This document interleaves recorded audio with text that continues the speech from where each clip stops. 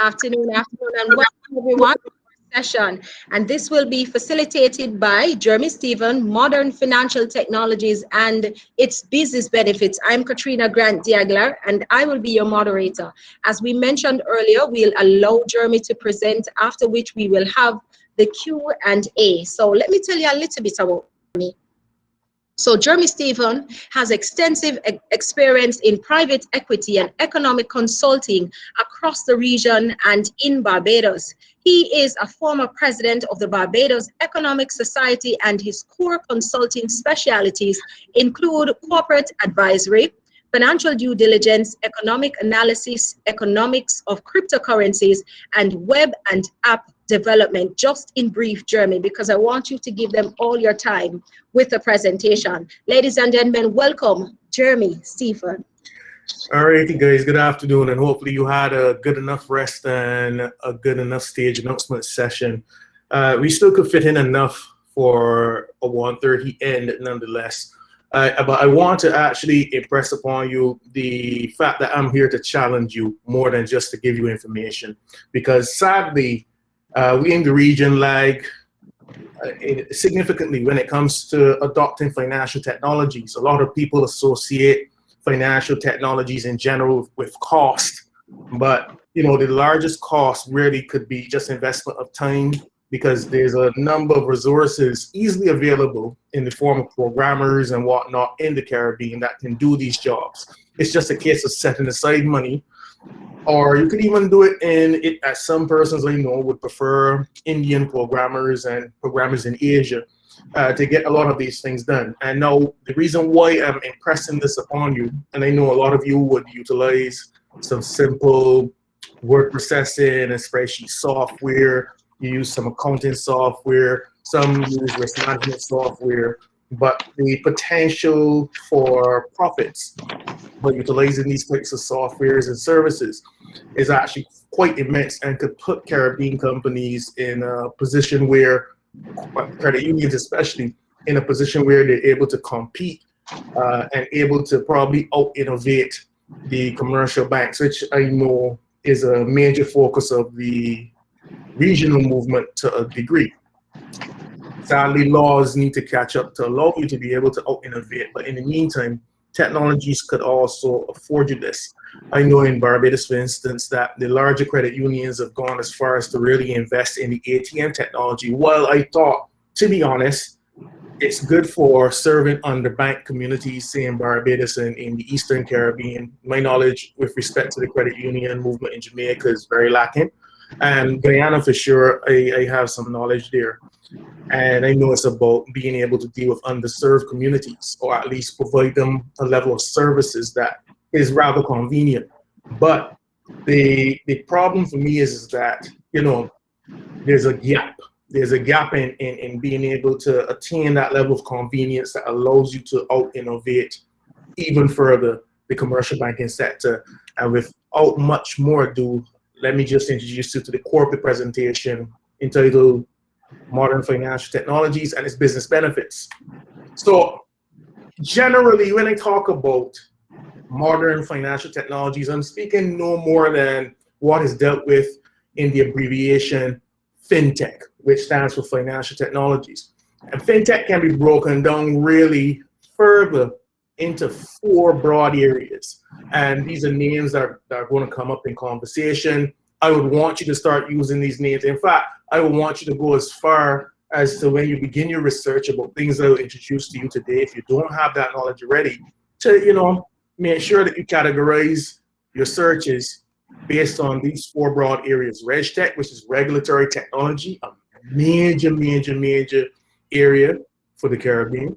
SupTech, which is supervisory tech, which, believe it or not, if our governments had invested or have a focus on SupTech, funnily enough, it would make not only our regulators, our FIUs, our FSCs in the case of Barbados a little more reactive, but also would allow these regulators to allow a new sense of innovation into the credit union space, and furthermore into the cryptocurrency / blockchain space. There's InsurTech, of course, that's simple. That's technology that's used to insure there's a level of innovation within the insurance industry, and then wealth tech, which is a general, I'm sorry I capitalized the tech part, but which is a general sense of how do you serve investment and banking products to underserved communities, or to provide a level of convenience that minimizes human interaction or needing to walk into a brick and mortar space, I'm sorry.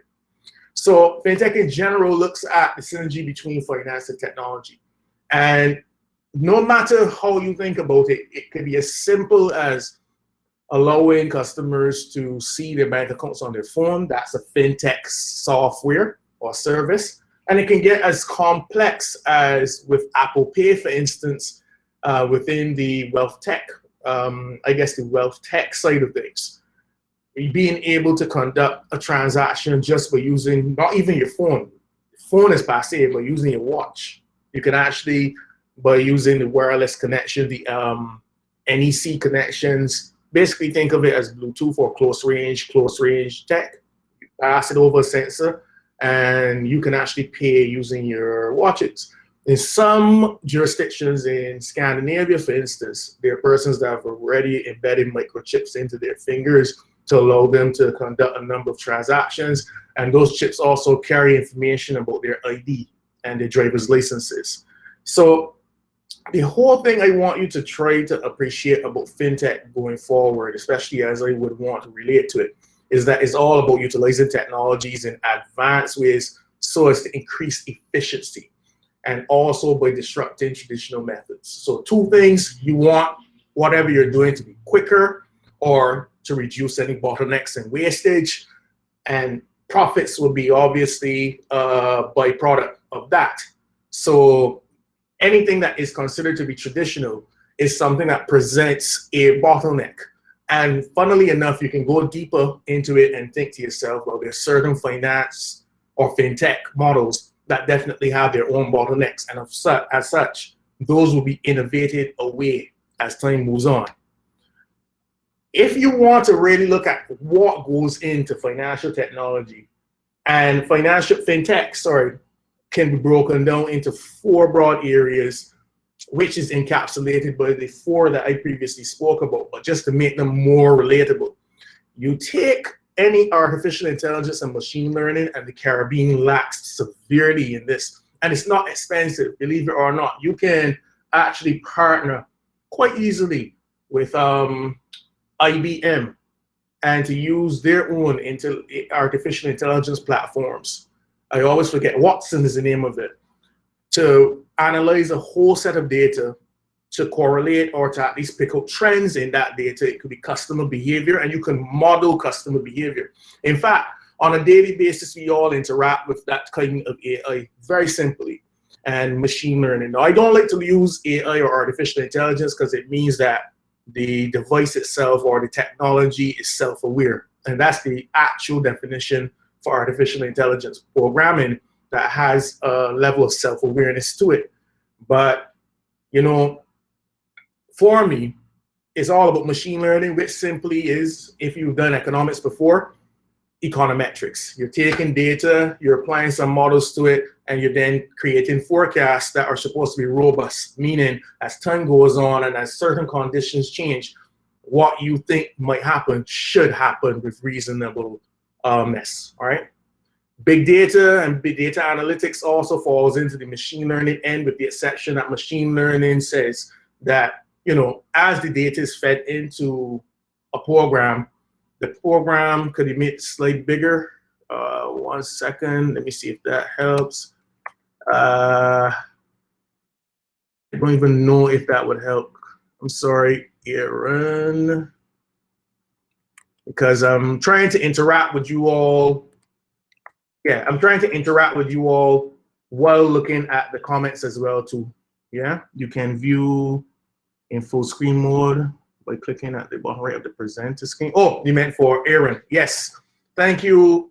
Thank you, Careful. So yes, moving on. So with machine learning, you obviously want that the program itself can not only predict the future, but also it can adjust its own programming to a point to help you be a bit more accurate. When it comes to big data and data analytics, there's a need for a human interface continually analyzing with the help of programs, different trends and outcomes. Robotic process automation is very simple. It leans from machine learning, but this is nothing more than having very simple programs that cuts down the time it takes to get a job done. If any of you use Apple, for instance, there's a bunch of programs, believe it or not. One of them is called Automator, although with the new update in the Apple OS, basically you might not have to use that anymore. But this program called Automator allows me on a morning, for instance, once I wake up, the computer turns on itself, and there's a few routine things that I make it do before I'm ready to start typing. Things like sending out emails to important people, all of that is programmed in. And then there's blockchain technology, which, you know, if you wanted to ask questions about it down the line, we can go deeper into it. I don't really want to do that at this point. And all of those things then are combined to provide a suite of services and goods and software that allows the building out of crowdfunding platforms, mobile payment platforms, robo-advisors, which, believe you me, if the Caribbean doesn't hop on this sooner rather than later, you know, it will be a case where persons like myself and younger, innovative, globally minded persons would begin to use these services, basically using what you would call jurisdiction, what's the word again? No, forgetting certain word but basically using different jurisdictions, just as how wealthier persons would use different jurisdictions for tax purposes. If none of you know, for instance, all you need is a few €100 and you can get a work permit of sorts out of, or set up a company in Estonia. So that allows me then to, through that company in Estonia, to access a wide range of financial products that the EU might have available to me. So it's a bit different to this tourist visa that we have now operating in Barbados and Antigua, just as an example. Also, then you have InsurTech and RegTech products coming out of that. So the applications, well, I mentioned this before, so let me move on. Crowdfunding. We all have an idea about crowdfunding. All of you, I imagine, would have seen Kickstarter, GoFundMe, or at least Patreon. Patreon is one that says, you know, if I have a service, or best yet, if I'm an artist, if I'm a musician, I don't have to go to a record label to be funded. I can just speak to my community and they can give me a few dollars per person, and I'm then able to fund the project. In fact, most crowdfunding initiatives all go into funding projects. Likewise, this peer-to-peer model of lending has begun in Barbados, and I know I've heard of examples in Jamaica. I can't put my finger on the actual name for that. And oh, the thing I wanted to tell you all about earlier, jurisdictional arbitrage. That's where, you know, you're able to jump from one jurisdiction to the next depending on the benefits of being in that jurisdiction. And it's no longer just for the wealthy. Someone with, if you had bought 3 Bitcoin years ago, cheap, like I did, I was an very early investor in Bitcoin. I got my Bitcoin at like $100 a piece. And, you know, if you wanted to, if you had 3 Bitcoin available, you could become a citizen. I don't think you all might want this, but a citizen of Nicaragua, I think it is, or Honduras. I can never remember which one it is, but it's a recent thing. So the point being is that, and Panama is like, I think, $75,000 to $125,000 US in savings. You can become a Panamanian citizen, or at least an economic citizen of the place. I explained Estonia before. The world is competing for everybody's business right now, no matter how rich or poor. You just have to know what's available and put things aside to do it. But moving on, going back into crowdfunding, in Barbados, you have CariLend, which is it's a little more of a controlled, or I would say a more sophisticated form of crowdfunding, where there's a very clear return on investment, no matter who you lend to, based on their risk profile. And CariLend itself helps you to assess how much risk that particular borrower may have. Most crowdfunding initiatives, however, leave that up to the multitude, everybody, to do. And as you well know, one of the advantages of having a credit union as an intermediary or a bank as an intermediary is all surrounding this idea of having more of that technical expertise available to help you assess risk much better at a cheaper cost. But nonetheless, it has proven the fact that you have a proliferation of crowdfunding, not crowdfunding, I'm so sorry about that mistake, crowdfunding initiatives across the world, you definitely realize then that even though the whole idea of risk management that normally lends itself better where there's more economic benefit to it, in other words, where it's cheaper, people are willing to take part and to actually engage in more risk and bypassing individuals simply because it's more affordable and you get an idea of what is more attractive. Nothing hurts people who go into Kickstarter as investors, GoFundMe or Patreon, putting money into a credit union or a bank and not knowing who is receiving the benefits. So it's important. People are more values and mission driven. Younger investors nowadays are way more values and mission driven as to where their money goes. And the kind of questions I get on a daily basis basically speaks to that. There's the mobile payments. We explained this before. It's all about having gateways that don't necessarily pass through the bank. Now, of course, like for Apple Pay and Google Pay and Venmo, you must have Cash App, not so much so, and Money, not so much so. That's also another Barbadian company.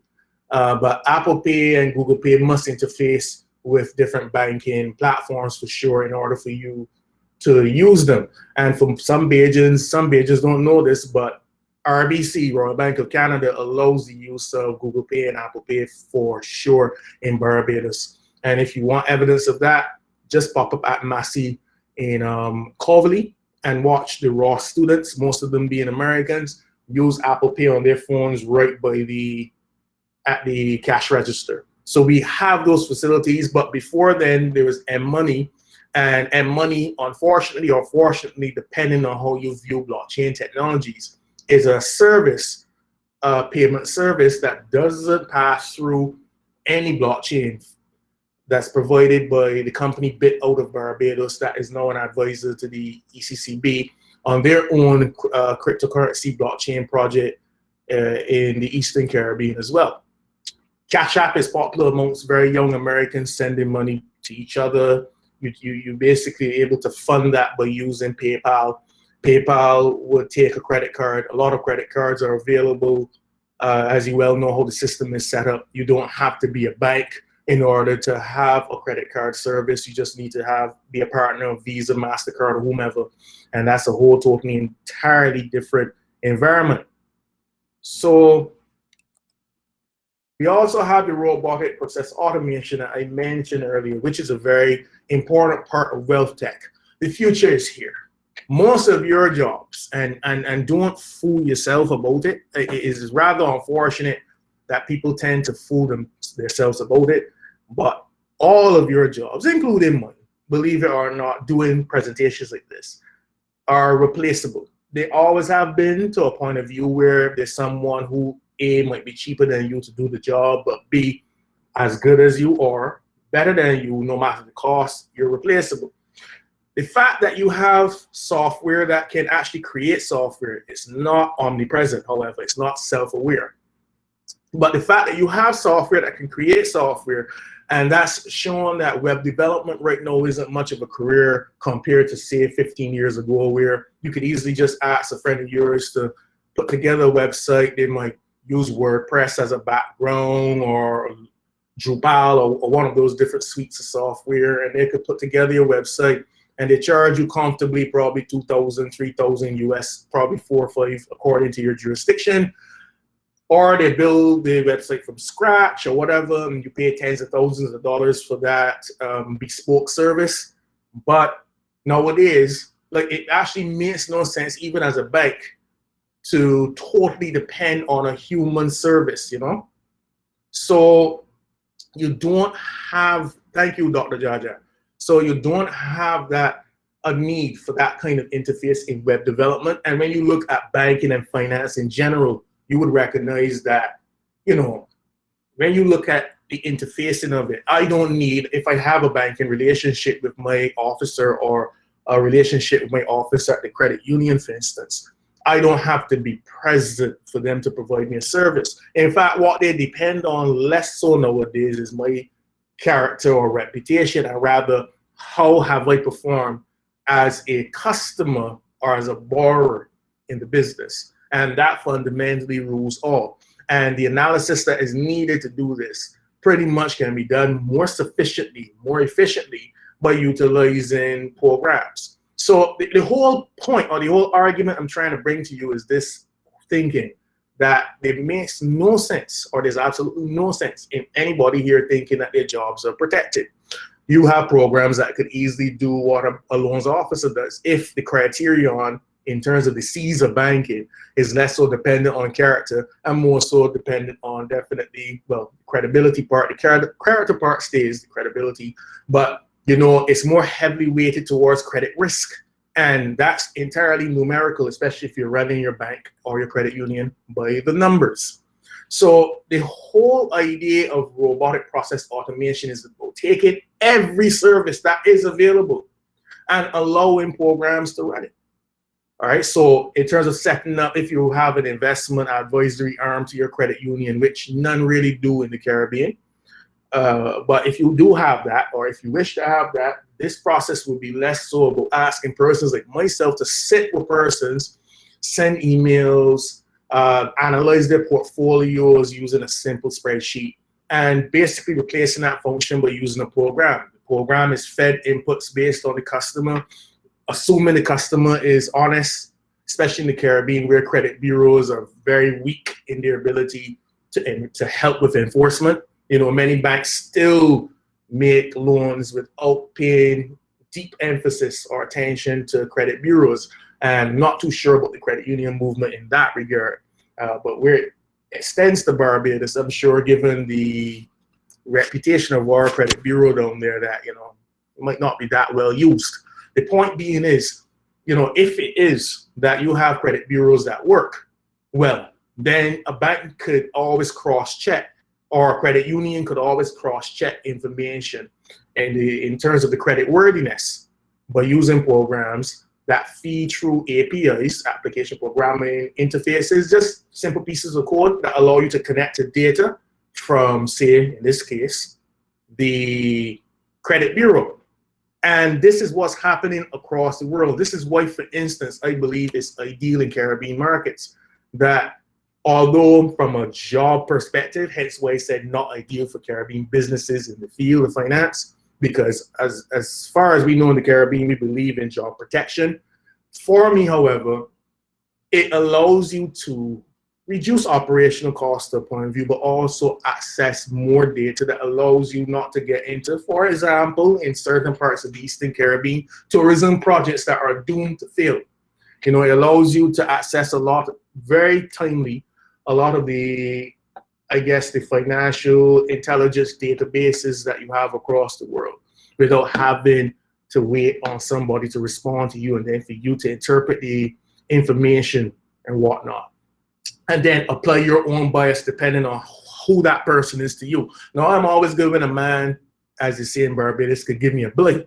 But at the end of the day, from an overall financial perspective, from the fact that COVID has really shown the importance of, yes, having that human touch, but also being very precise in how you do things and really showing where value is and being able to mine that value within a credit union, definitely one would think, well, you need to probably integrate in some way process automation, allowing me to interpret data and get data in a very quick manner.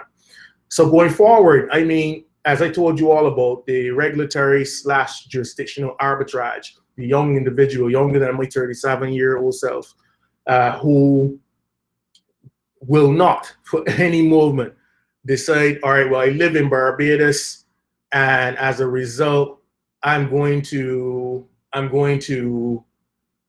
go ahead and stay in Barbados and bank in Barbados because that's all I know.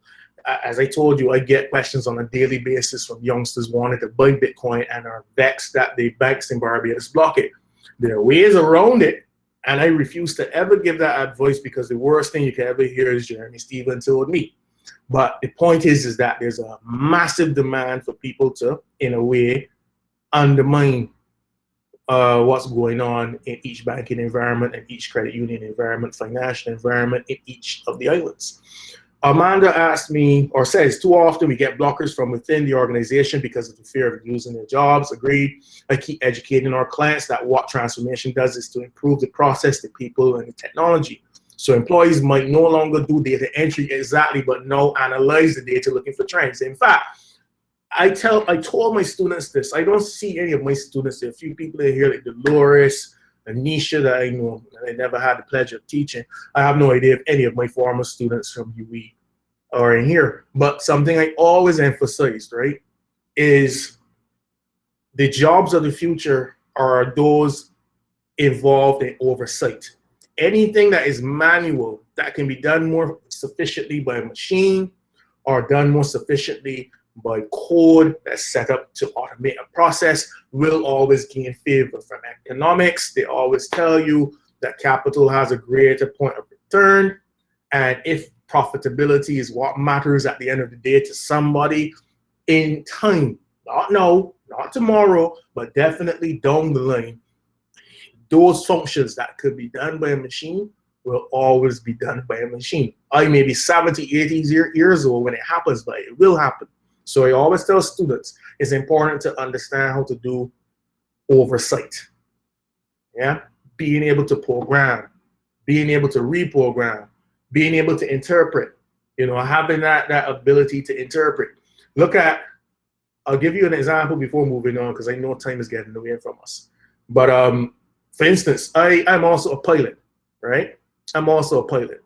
And, long time ago, pilots flew by hand. But if most of you knew or really understood that the pilots that you see, they're dressed all fancy and they're talking all pretty on the intercoms on those airlines that you take from Jamaica to Fort Lauderdale or Barbados to Miami or New York or Boston or Guyana to Trinidad or wherever, if you guys understood that those guys fly by GPS, in other words, the most they do is they take the plane off the ground, and as soon as you reach about 500 feet, the flight director, aka autopilot, is engaged, and the plane follows the route that was programmed into it. And that has been the practice since the 1990s. It is well over 20 years that pilots that fly commercial airlines don't really fly them. In fact, they always tell you when you move into the airlines, you lose your ability to really handle smaller planes, or to actually hand fly, as they call it.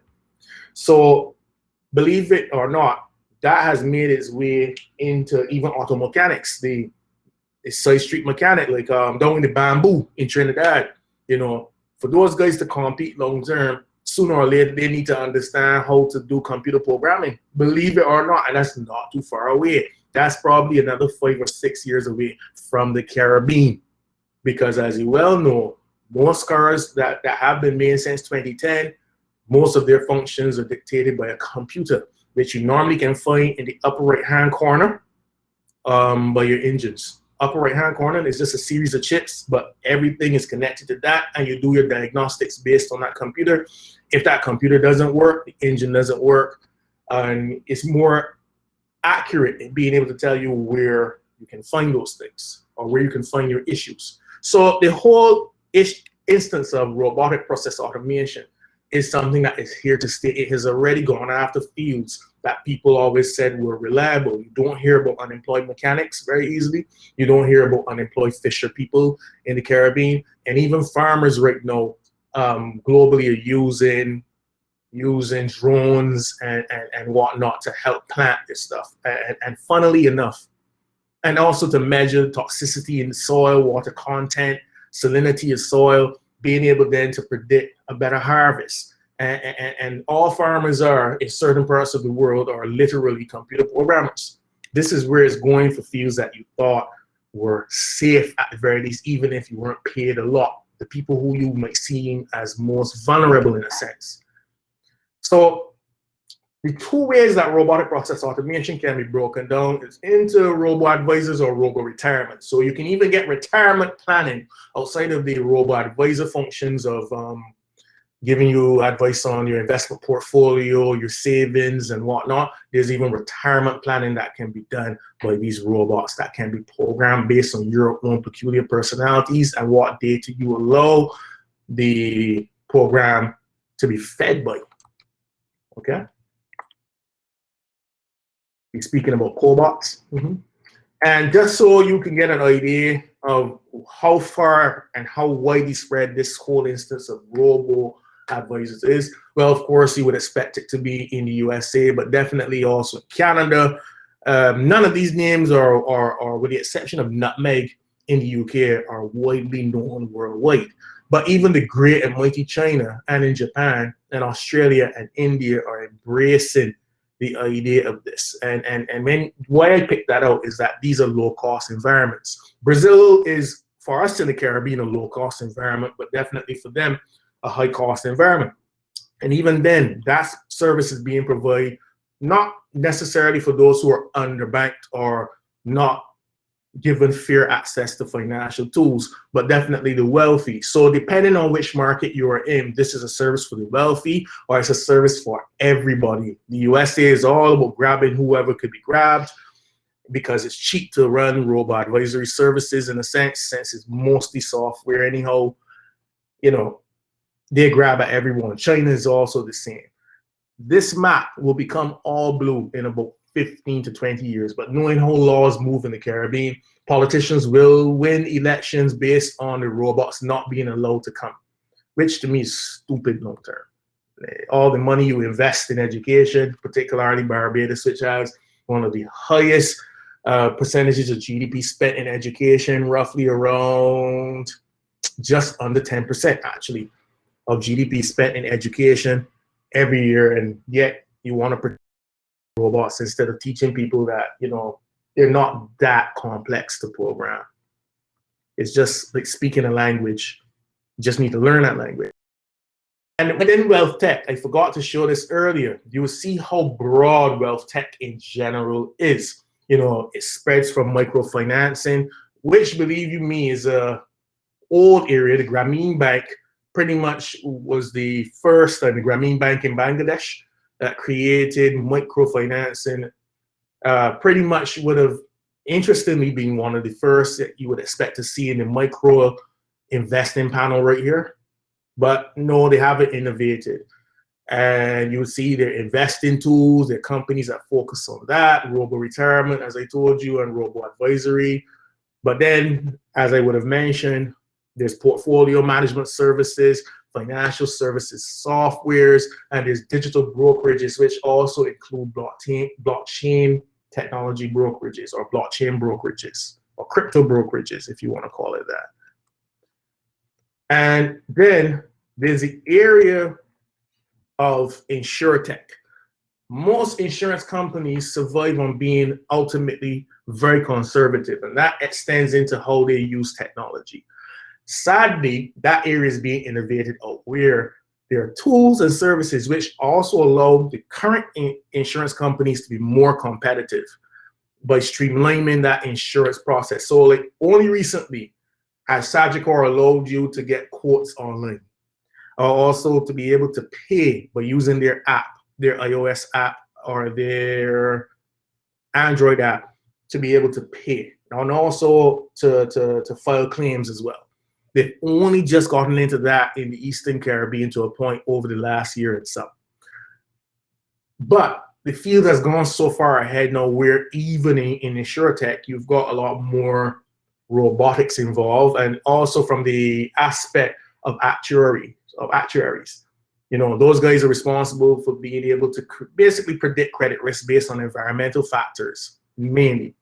They're able to help the insurance companies to allocate very safely premiums of the policyholders towards very liquid or illiquid investments, depending on environmental factors, the likelihood of a hurricane, mega disaster event, the likelihood of political stability or instability, a bunch of them. even if you want to be very complex, temperature changes also apply, because that then drives up your cost of reinsuring your portfolio. As you well know, in the Caribbean, these guys pay reinsurers to be their insurance brokers for the portfolios that they hold and for the premiums that they take from customers, from policyholders. So the thing about it now is that in order to make sure that the actuarial process is way more efficient and definitely lacking of bottlenecks, utilization of being able to grab, using programming or big data, grab a lot more information from data banks across the world, or even more so, doing more money into sensors, being able to connect to weather services and whatnot. That is helpful in reducing the cost of insurance on an annual basis. And as you well know, because insurance businesses, if they're not CLICO, are driven by low return on investment, and then using that return and whatnot to pay claims. You want to ensure that the operational cost of the business is low. So it's not sufficient to underinvest in the technology when upfront investment or continual small subscription-like investment into certain services could lead to a lot more space in your market. Dr. Jaja is asking, what do I think about the requirement some banks to have for customers to physically visit the bank to be able to pay loans and credit cards online? Hogwash. I did some training with the US and from the great and mighty TSA, and even the FBI got involved. And up to now, I never sent my physical passport yet. The good thing is that with the passport, there's the code at the bottom, but you never remember the name of it. There's a name that skips me as a tech person. Basically, the barcode that is at the bottom of your visa page, US Visa, the US Visa has a barcode, your passport should have one as well. You take a picture of that, scan that with a phone, and find out if the country that you're from is part of that database, which it should be. You could actually scan from that database, international database, who that person is. And then also, now that you know them, you can talk to credit bureaus and whatnot, and the government on if they're criminals or they have major tax liens against them and whatnot. For me, you do not need, the whole idea of notarization is something of the past. You can even use blockchain technology to actually, all right, Vasina, good plug. But you could actually use the blockchain technologies as well to help with notarization. There's technologies like Ether, for instance, Ethereum, which is the second largest blockchain behind Bitcoin, that allows you to use smart contracts. Think of it as contracts stored in the cloud, and everybody who's participating on that blockchain, or everybody who has a computer linked to that network, has a copy of that contract. So therefore, it is notarized in theory because it is something that can be seen by the public as being the one true form of that document, if you get me, or that digital version of the document. So this whole idea of notarized forms is just on the other side of the equation. That's the bank looking not to invest in technologies to do it, because maybe who the vendors are overcharging them, since they're smaller markets like what we have in the Caribbean. But on the other end of the spectrum, it's just a case where if they invest in the technologies, this could actually help them by reducing overall operational costs long term, if you get me. To me, it makes no sense what we're doing in the Caribbean right now. We really do. And this is a good idea to show you how wide InsurTech is just in the US alone. All right, so there's close to 600 companies. I just have a few that I was able to spot from in here, but the areas are extensive where technology can be applied. In fact, if you had one from each section, and that is 5, 2, so that's 6 and 7, 13 sections that an insurance could use. And if you pull a company from there, you could essentially be running a totally automated insurance business. So there's product insurance, peer-to-peer insurance as well. There's peer-to-peer insurance now, and peer-to-peer just means that there are people, if you pay them something, they are the event, or in the event something goes wrong or you need a payout, you get that payout, you get that claim. And you get it from insurance, a bunch of insurance people. Also, peer-to-peer insurance allows you to pool. So 2 insurance policies could actually get together and manage claims. Consumer platforms is user acquisition, insurance investors, reinsurance, as we all know, is an area, insurance comparison on marketplace, which allows you to find out the best quotes for any policy you're looking at.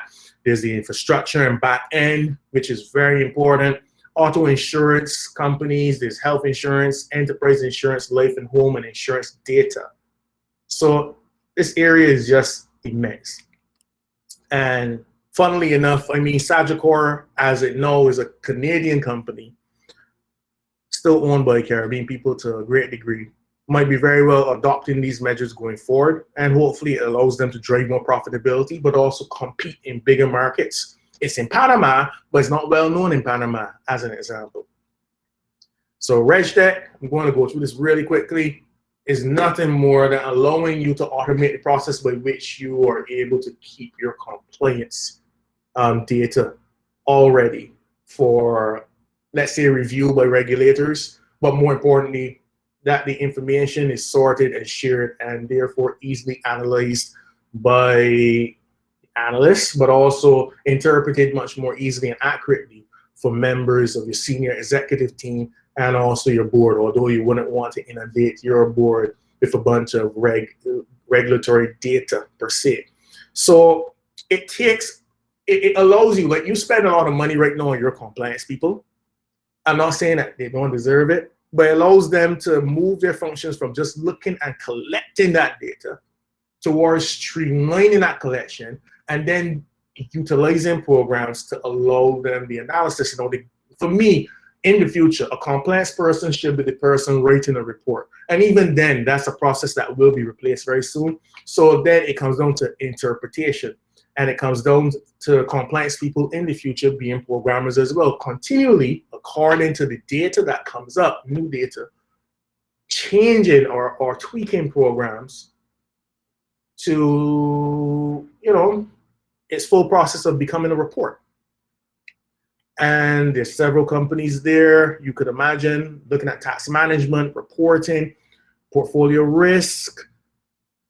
There's a bunch, I don't know. There's really a big set. Vendor risk management, healthcare, general compliance management. And if any of you are interested, you should really contact Continuity. They're very good. They're a hallmark. And last but not least, this is the most important one for me, SupTech. This allows regulators, FIUs, the FSC in Barbados, to properly, or in a more efficient and quick manner, monitor the risk and compliance at financial institutions. So SupTech connects to RegTech. So if you have a great regulatory tech environment where compliance officers are able to, by using programs or with the assistance of programs, download, analyze, and then compile reports, those reports are the data that has been compiled, cleaned, and sorted and compiled can be fed directly to the FIUs and directly to the tax authorities and directly to the commercial banks if that's what's needed, although they're not, supervisors or they're not regulators. It would save a lot of time. It would ensure a lot less false reporting. It would also allow for the regulators to give, if one assumes they want to do this, more timely responses. The worst thing you can ever do, especially in the Caribbean, is create portals which are supposed to reduce wait times for information being uploaded or being interpreted, collected by the regulatory institutions, the regulators. The worst thing you could do is then tell the companies, okay, you must upload this, and you create another set of, overload. For me, then it still remains the same. The data is the same as if somebody paid a messenger to take that report over to the regulator. The only difference is it takes a shorter time to do that, but you have a bunch of bottlenecks in the background where the regulators themselves aren't able to take that data usefully and make very quick and timely interpretations of that data. And it is immense. It is immense. So where we are in the Caribbean is the 1G and the 2G data infrastructure, which means, you know, from a visualization standpoint. So let me break this down again. Subtech, the ways that that could be applied much more efficiently is through visualization, analytics, storage of data, processing that data, and collection. All of that I mentioned earlier. And pretty much in the Caribbean, if you look at it quickly, we're still in that 1G and 2G architecture. And people are now beginning just to talk about 3G, which includes business intelligence. You know, there's a bunch of people, insurance companies rushing people up to UE to do the business analytics program and whatnot. Descriptive and diagnostic predictive data analytics. Cloud computing is now the big talk in the Caribbean. And then, you know, RPAs, so robotic process automations, we're not quite there yet. You're still at the automated validation checks and most senses, manual spot checks, right? And last but not least, automated reporting. We're not even there yet in terms of 3G, so we're still at bulk web uploads in terms of collection of data. But most of the developed world has totally minimized the use with respect to regulators of a person sitting down. A person is there just to ensure the computer has done its job. So persons are more managers of computers now. And you're taking all of these functions, visualization, well, not even taking it, the computers, the subtech, you know, the robots, and the subtech that helps you to do the visualization, the analytics, the storage and processing and collection. All they're minimizing the need for human contact for useless work, such as collection, you know, processing, that's useless. What is really useful from a human perspective is really the analytics part, being able to interpret what the computer has said or what the program has said is the trend or, you know, the weaknesses. And last, I showed subtech, let's just go through quickly. Last one, takeaways. I honestly believe the Caribbean will continue to lag in unleashing investment potential if it continues to lag investing in these technologies, honestly. And also, these technologies, for anybody who isn't convinced, over the long term, they reduce bottlenecks. And as such, like it's happened all over the world for small societies as well, like Singapore, that invest in these things. They have more money than we do, yes. Not collectively, but they do have more money than we do as singular CARICOM countries and CSME countries. But the fact remains that these technologies are continually invested in because they always drive better profitability and they improve regulatory oversight. This is how it took less than a day for the FBI to track my entire background. But trust me, if the police needed to get, if I needed to, in Barbados, apply for a certificate of character, you know, it's easier to apply for it online. You can apply for it online over the last year or two, but it takes the police forever, you know, to validate whether it was a criminal or not.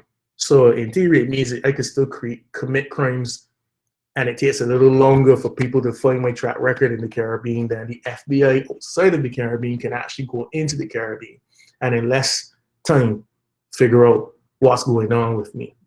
I end here. Sorry for taking up the entire time.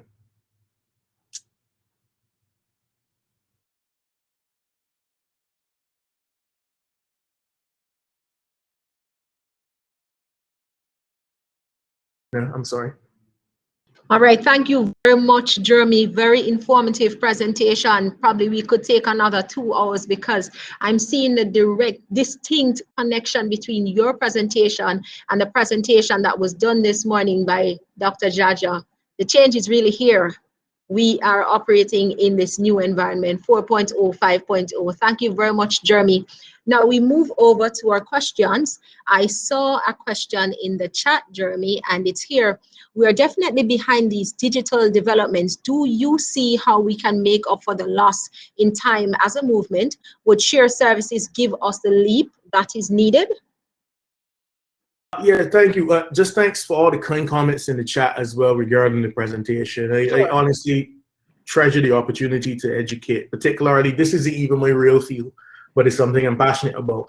And I say that to say this, you know, when I did my master's in finance in 2006, 2007, it was clear from that far back then that the world was going to move towards a stage where, you know, my own skills wouldn't be essential in collecting data and whatnot. Like, it's more about high level work. And I had to make the investment in by choosing the right school, firstly. I went to a technology school to do my master's in finance. Imperial College, for anybody else who might be interested. London, world number 5. So the thing about it is this: it takes time. So I don't think we can catch up given the financial resources that we don't have. What I think we should look at doing is dealing with our own problems. By implying that you want to catch up with the rest of the world means you might be taking on problems that are not yours. There's only a few problems that we can solve that would give us the best return on our investment. And I think what happens is that the financial institutions tend to look at the broad state of affairs outside and say, well, these are the technologies that can solve this problem, and therefore we're going to solve that problem. If you want to catch up, you catch up by playing your own game, not like the West Indies, right, Nisha? And you play your own game based on your own strengths and by minimizing your own weaknesses. So I would tell you all, part of the weaknesses are that we have a very slow very slow legal space in terms of the legal space and what tends to occupy the minds of parliamentarians. It has nothing to do with technology. They would rather do, right, Nisha? They would rather do anything to drive votes rather than dealing with technology. You don't even have digital privacy acts in the Caribbean yet. and those are things that like hyper with respect to healthcare and managing healthcare information that were done in the States since the 1990s, for example. So like we need to do those and the other things fall into place because those technologies are cheap. But you can't sufficiently do any of these things if you don't have data privacy acts in place. Yeah, in general. So, I mean, if you want to talk to me offline, because I know time is getting in the way, this is something we can speak further about in terms of particular areas, but solve those big areas first. Convince your politicians to focus on the technology. Thank you very much, Jeremy. Thank you. You could get Jeremy's contact information or contact details. Do you have that on a slide, Jeremy? So if persons are interested in reaching out to you for more information, because you seem to have a lot to offer to us as a credit union movement as we chart the way forward. Just ask the CCCU and contact me or bother Nisha. Nisha would gladly want people to confuse me right now. Thank you very much. Thank you all for participating in our breakout session today. I'm your moderator, Katrina Grant de Aguilar. It was our pleasure. Thank you again, Jeremy. Thank you. Very enlightening, informative, and as Dr. Jaja said, engaging presentation.